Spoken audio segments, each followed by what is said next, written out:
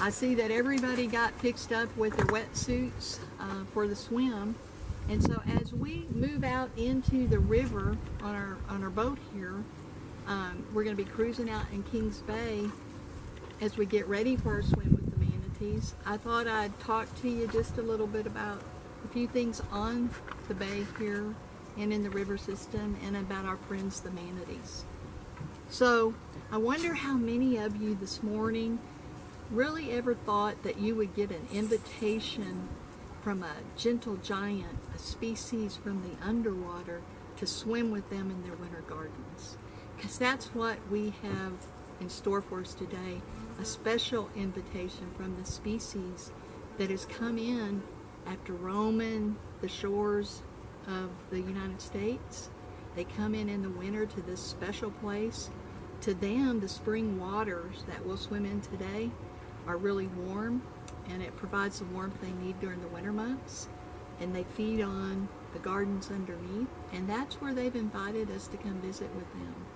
So today, as we cruise on down, I want you to think about these waters. You could feel over the edge if you'd like. They feel pretty chilly, but like I said, to the manatee, warm, because the oceans get really cold in the 50s and 60s.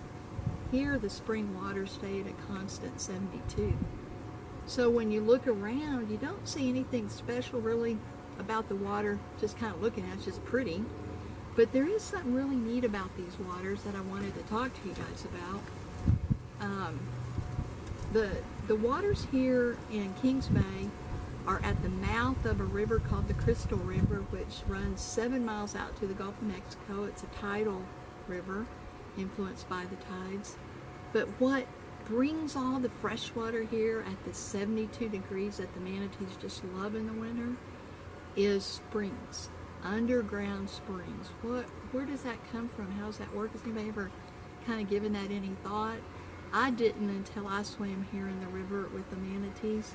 And I learned, that here in Florida, we get 150 billion gallons of rainfall a year, more than anybody in the United States other than over in Louisiana.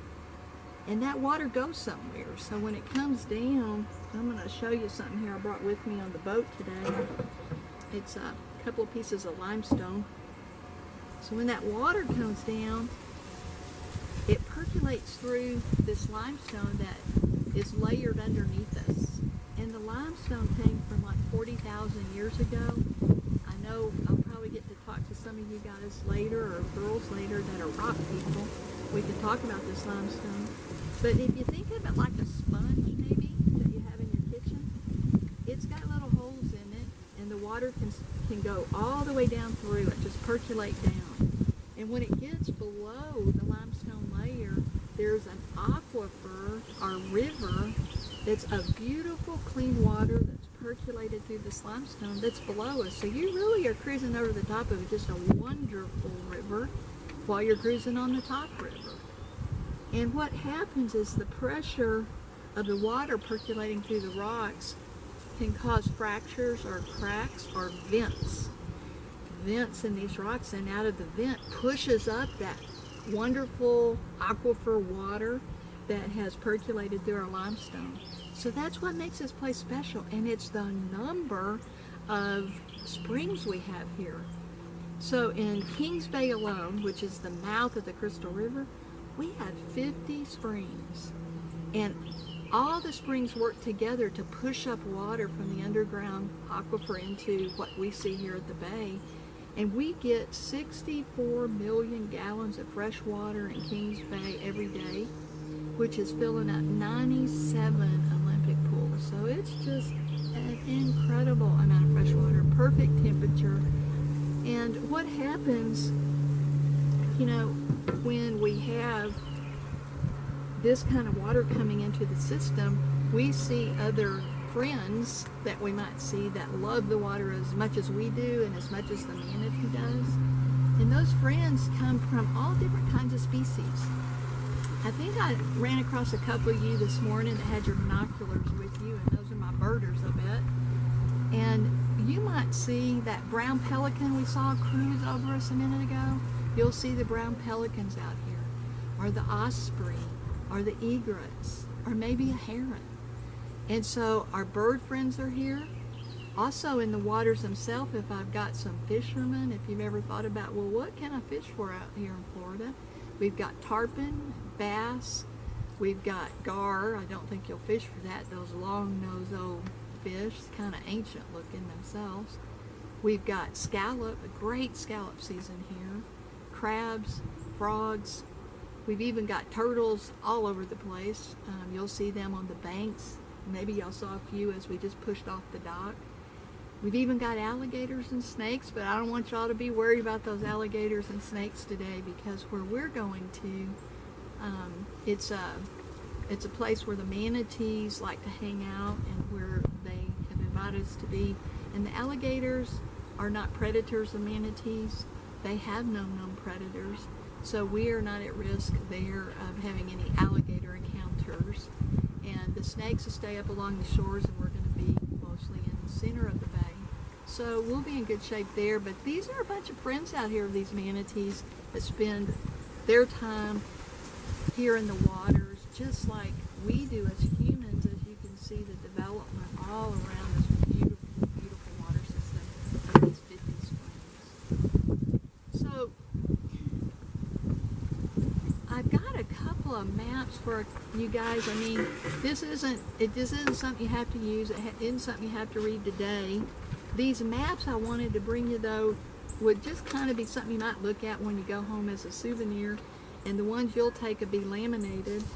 And there'll be one map that I wanted you to have that just kind of showed you, here we are on the bay. We're just kind of coming out the center here. And you'll see these little yellow dots, and that'll be all the 50 springs, and they name them. They have a lot of people here in Florida that work very hard to protect these springs, this headwaters of the Crystal River. And the second map that's kind of interesting, that I find interesting for people that haven't swum a lot with manatees, is just showing you sanctuaries in red that have been set up for our friends that come in from the ocean. These manatees, this species, has been around for, some say, 45 million years. There's fossils that date the manatee species back 45 million years, so they're very, very ancient creatures. And the manatee we have here in Florida, the West Indian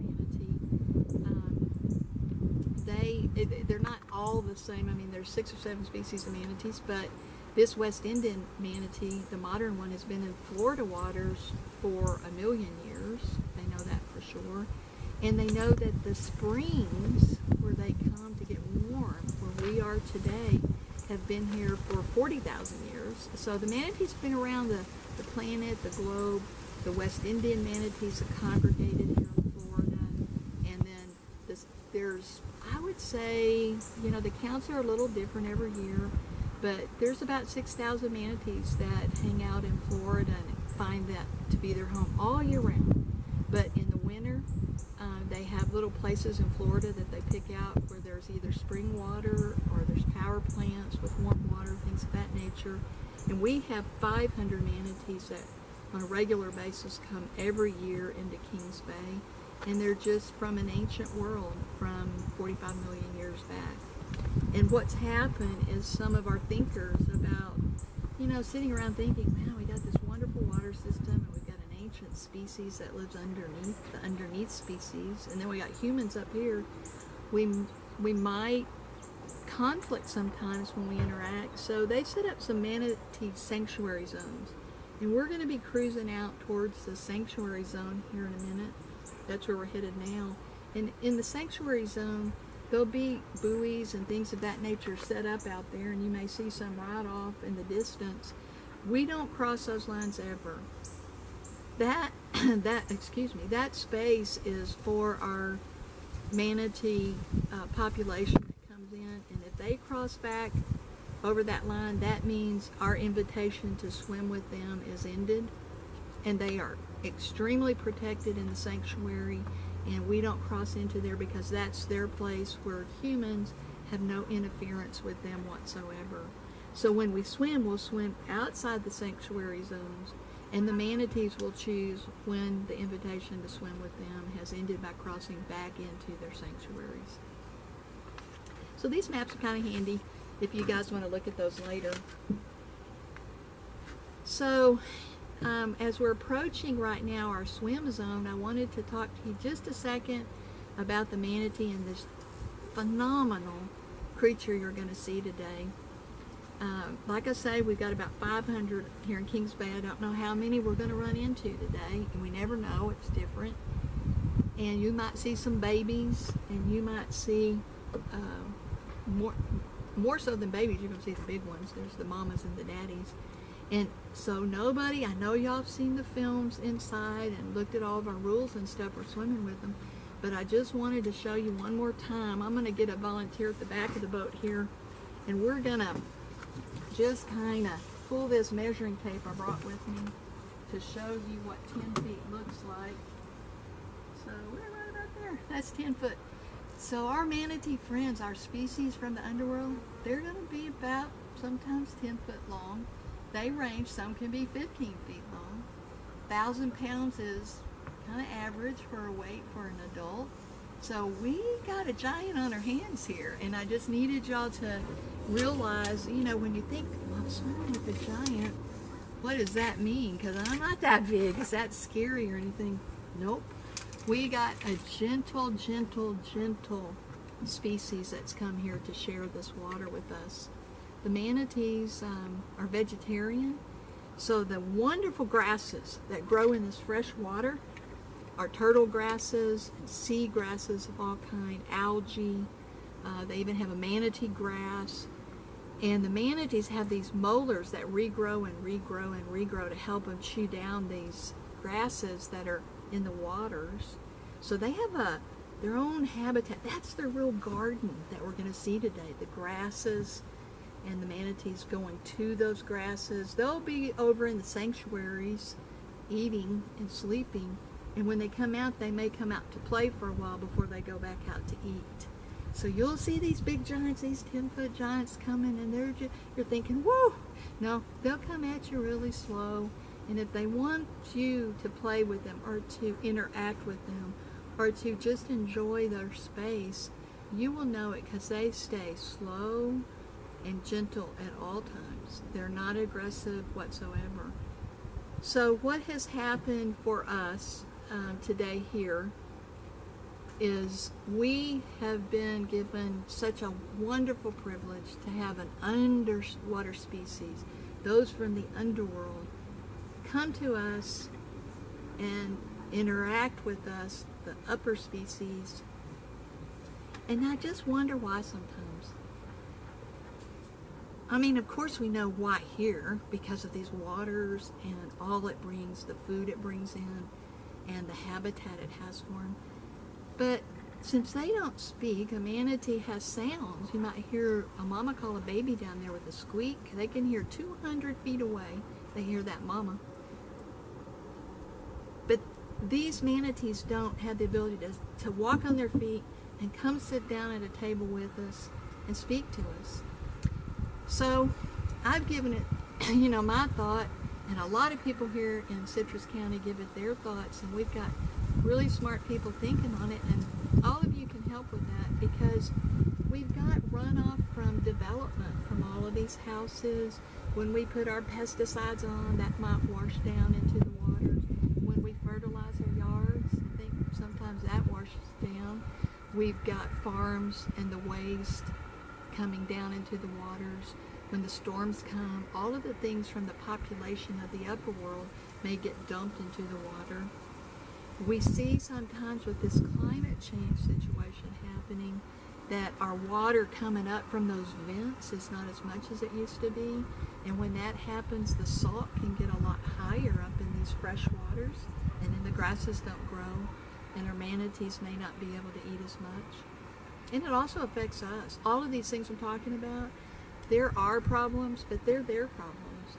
And since they can't talk and come and sit at this table with us, I really think, I'd like to believe the invitation they've given us and their interaction with us in this world underneath us is to show us what it is they need and how it is they live and how much they do not fear the interaction with us, but need so much our help as we live in the upper world.